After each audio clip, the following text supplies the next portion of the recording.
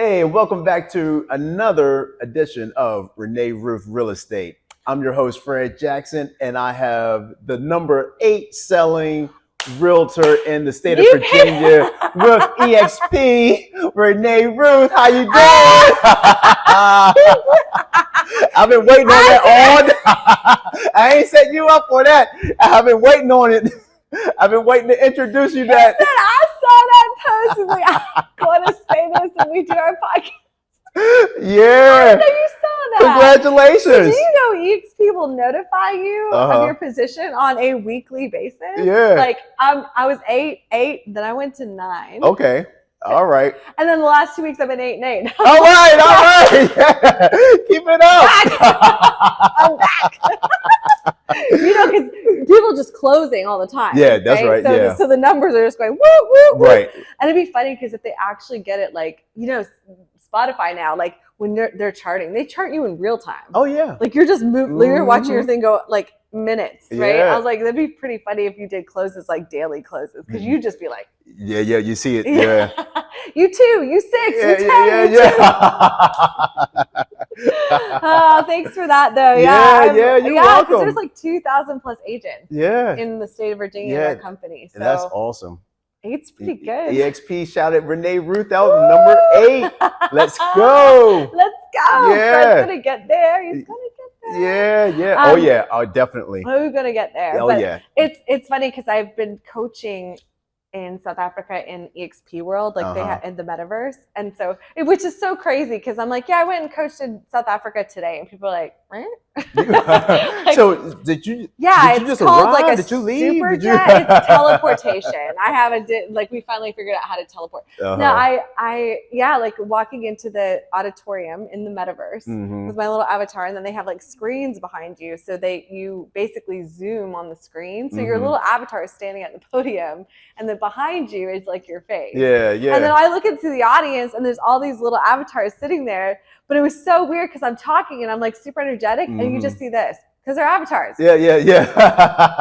So I'm like, I think it was like 30 minutes. It's an hour-long coaching session. I think it was like 30 minutes, and I said, okay, are you guys even awake? Like I'm so used to so the good news was the avatars weren't disappearing, because that's when they've left. Oh yeah, that's when they're. So, but it's like, are they listening? Right. And so the guy that brought me into train, he was like, he came on from his little avatar, and he said, can everyone just like jump? There's a chat box. Can you just jump in the chat box and give her some feedback? And all of a sudden the chat box was like, I was like, okay, so you're there. Yeah. It's so the weird. Avatar just didn't. No. And that's like, it'd be like performing to avatars. Like there's no give. Yeah. Like you're just, it was hard. And then, so I have to kind of, I'll be like, so you guys out there? like I'm even cracking jokes and like, I think it's funny. Yeah. But like the avatars have this is where like they say AI is going to take over. I'm like, nah. There are too many humans that still want human interaction. So anyway, the whole coaching, the whole month is about mindset. There it is. So we found today we found some hot topics to discuss about mindset for real estate. Yeah. Because we're in a tough market. Fred, you started real estate when the market started going, woo. Yeah. So it's a harder start. It is. But I'm not letting that stop me. And speaking of stopping, not letting anything stop you, how well do you handle objection? Because I know I've been handling objections since 3rd grade. Writing that little note, I like you. Do you like me? Circle yes or no. Okay, I'll move on to another girl. All right. Next. She slides back. No. Hey, I'm now telling my age because my generation. That's what we were doing. It was pen and paper. Notes. Yeah. It was the back of the church bulletin. Yeah. Am I wrong? Yeah. When you could sit a few pews back from your parents and you're listening, but you're like this. Yeah. Just write little notes. What's your phone number? Yeah. I'm gonna hang out this week. Yeah. Pastor's trying to say important things. So objection. I was telling you earlier. So one of the first pinnacles of mindset And I just said this in the training this past week. I said, you have got to get comfortable with no. Yeah. Like you have got to hear no and be like, cool, who's next? Yeah. Like, and it can't, because all the energy and the time it takes. So, and I say, because I was not someone that ever, you know how I was in music. I hurt my feelings when people didn't even like my song. Yeah. I get so butthurt. And then I spend like hours being like, meh. Right. So that's time. That's just wasted time and wasted energy feeling a way that you can't control. That was really one of the greatest things I learned, is to put your energy into places that you control and let that energy go if you don't control it, which is how I was able to let go of rejection, because I don't control that person's response. And why would I want to? Right. Because if I did, it'd be like all those movies you watch where the person gets what they want, but in the end that they've been robotic about it and they're really not into it. Yeah. And nothing good comes from it because nobody likes what's happening. So I really got to a place where, and I coach like all the people that work with me, if we're recruiting agents or if we're finding clients, is to get the no's, because the more no's you get, and they've got to be no's. Silence isn't no. Silence literally could be they didn't see it. Like that's not a no. Right. And if you treat the silence as a no, you could be missing a valuable yes. So the silence is not a no. A no is an outright leave me alone. I'm not interested. And I always end it too, like even with the no's, even to keep that positive, I always end it with like, no problem. I wish you a really successful year. Or I hope that you find everything you're looking for. Like just today, I was following up with all my clients that I set the drip campaign up for. And this guy, a month ago, I'm still looking, I'll let you know. So I followed up a month later. He's like, we found a house, thanks. And I wanted to be like, so many things I wanted to say. Like, we've been, what? And then I composed, like I had that moment of, I could think of all the things I want to say to you. And then I was like, congratulations. I hope you have a really great time in your new house. Yeah. Yeah. You know, keep it positive, because if you keep it positive, you keep it going. That's right. Yes, you've got to be so comfortable with rejection. Like Fred was with the girls. Next. I mean, he got married. It worked. You're married. He got married, so it worked. Yeah. Until he was like 20-something. Someone finally said yes. Acted like you couldn't get nobody. Right. But yeah, then that is very useful for everyone, and that can go with any industry as well. You know, like if you're selling, you know. Oh yeah, the rejection. It comes as part of the game. Part of what made me great at it was working for MLM.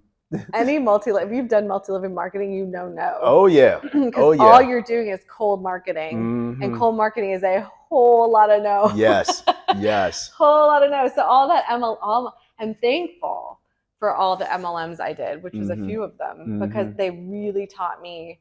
And I didn't do an MLM unless I believed in it. So I really liked what I was selling, but MLMs have a bad reputation. So it was hard. Yeah.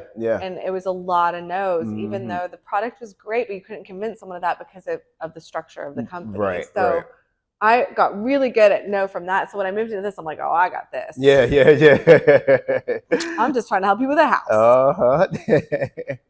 And then your attitude with accepting the no, but like the abundance, like how do you just keep going when you got like 20 no's? Like how do you just keep going with?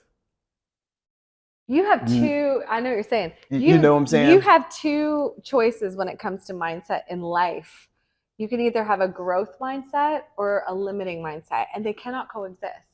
So every person, and what's crazy is those mindsets can fluctuate throughout a day. So you could like 1 minute be in a growth mindset and then something happens and you're in a limited mindset. So there's like, so it's not like you're like, I have a growth mindset. And it's like this shirt you wear and you have it all day. It doesn't work like that. So it's training your mind to continue to exist in a growth mindset, because a growth mindset, and I was telling this in South Africa, if you're in a growth mindset, you live in a creative plane, not a competitive plane. In the competitive world is the idea of lack, limit. Right. Because if you're competing, there's only one goal. There's only one, like every sport I competed in, we were going for one winner. Right. There's one. That's it. Yeah, like our generation. I know now everyone's a winner, but back, like truly in the Olympics, not everyone's getting a gold. There's only one. So a competitive mindset has that limiting idea, and that doesn't work in sales. It just doesn't. If you have someone that's running your business and that's how they're focused, it's going to cause friction because it's pitting everyone against each other. And I said this to everyone in South Africa. They're sitting there. There's maybe 20 of them. And they were like, I said, look at the avatar and look at the avatar next to you.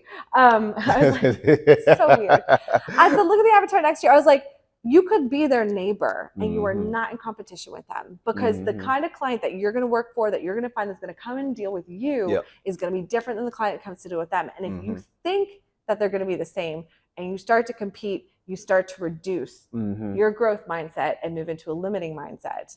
And you want to remain in a growth, because that's how you survive rate increases. That's how you, because a rate increase gives you a limiting feeling and there's not a growth feeling. Instead of saying, okay, but the growth in a rate increase is here. Right.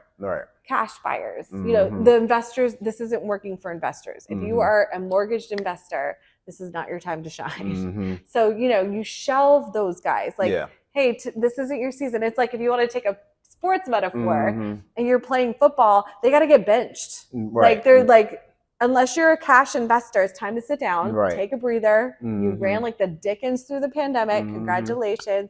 And then find the ones that can grow in spite of what's in front of you. When you live in that space, abundance just naturally comes. I don't even, people ask, how's your real estate business? Even if I had a bad month, I'd still say it's amazing. It's fantastic. It's doing everything I want to do, because I live in a growth mindset, which means if my month wasn't great last year, I will grow better. Grow out of it. That was last month. This is this month. And so, you know, a lot of times people can get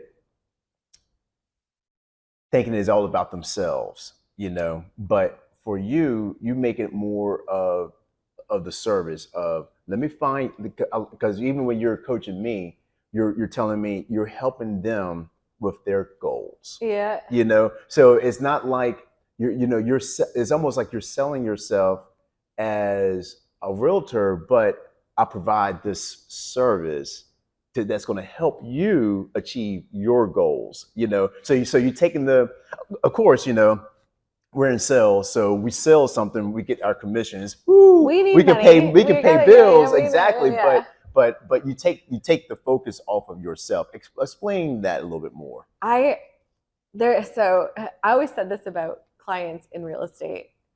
No offense, clients. I don't mean this in a derogatory way, but they're like dogs who can smell fear. They can smell desperation. They can smell greed. They can, and it's as much of a repellent as it would be for an animal that smells fear. You know, like the back goes up, that like, because and they don't know why. Like there's just, and I said, you know, the hardest thing I think as an agent, especially if you're a full-time commission-based agent with no other source of income, and you see the bills, because I was this agent, and you see the bills piling up, and you're like, that deal hasn't closed yet, or you haven't found the next one, and you're feeling that stress. That stress is all part of that limiting mindset that puts off that desperate feeling. And then when you're so now you're grabbing at clients because they have to be the one, and it's about you. Right. And if you keep it about you, your business will never grow into what it could be. If you make it about, so I had to literally, before I would go off to work, and I say this because you work from home, when do you go off to work? But before I would like get into the day, I would literally have to shelve whatever bills I had, like the stresses that would cause me to want to pressure someone or to stress someone or to like put off that vibe. I would shelve that. I'd be like, yes, I see you, you will get paid, and leave it. And then I had to make it about each individual person and what they needed, not how their needs would help me, and leave it about them. And then once I was able to focus on the service of that person, I was able to grow quicker because there was nothing I wasn't, this is the phrase I gave to the South African agents.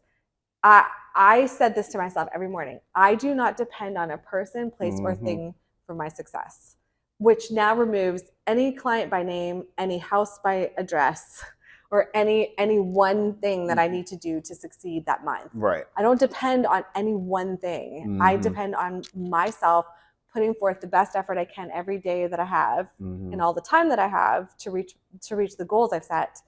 And then the rest of it will come. Right. And as soon as that was my approach to real estate, everything changed. And people feel it. Like you're easy. Right. There's no, and I literally have had clients be like, you're so easy. You don't put any pressure. And I realized how many agents must put off that vibe for someone to a stranger to comment to me about that. Different strange clients to say, well, you're so easy. There's no, because if we go see 2 houses, they're like, and I'm like, no worries, you've got my number. Give it. Like sometimes I don't even give me a call because I can tell they're feeling everything out. They're like, just give me a call if you, and they're like, wow, thank you for being so easy. Right. And I want that reputation, like not the one where it's like I'm bulldozing people to a sale. Yeah. Because some agents do that, and I don't think that agents even do that intentionally. I don't think they wake up and go, who can I bully into a house? It's waking up with that, allowing your bills or your spouse or whatever to create that pressure that then becomes part of your day at work. Right. Who wants to work like that? Yeah. Nah, that's not even fun. Yeah. I would rather spend my day. So I was telling them I set my goals like for, I do this for like the 2 months ahead. So like I'm working through my goals for June, and now I'm working on July, and I know what August is. And so I would rather, like, my July goal is for 5 closes. I would rather spend the next 3 weeks of this month seeing who those are, than assigning, like, I met 3 people today and being like, you're my 3. Right. Well, now I'm stressed because I've just assigned these 3, which means they have to go. Like, who puts that? Don't do that.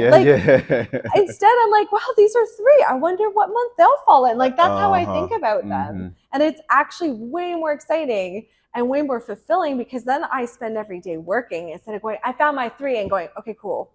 Right. Because I think I'm done. Because, I had my goal for 5 that I was missing 3. These are my 3. Let's chill the rest of the month. Nah. Nah. And that's a 7 to 10 year plan, and you need to use EXP to get out because your 7 to 10 year plan involves you doing this with agents. And then you can be like, I'm gonna chill this month because you can. Right. Like that's not a this year, next year plan. Yeah. Hey, folks, you all heard it from the top number 8 real estate agent in EXP in the state of Virginia. Yeah, thanks, Fred. He's coming up on my heels. Look, he's also got a day job. So for those of you out there who are agents working a day job and doing real estate, that's this right here. Yes. And growing both is a whole nother animal, but he's doing it. And maybe we'll talk more about that next week. Yeah. Maybe shine a spotlight on you, starting out new because it's actually more common than you think. Starting out agents to have 2 jobs and a global commonality. Right. I'm running into agents around the world that are doing both. Yep. So let's do that next time, maybe. Let's see what's up. Yeah, but feel free to drop any questions or comments. We'd love to hear from you. Have a great evening. Next time. Bye-bye.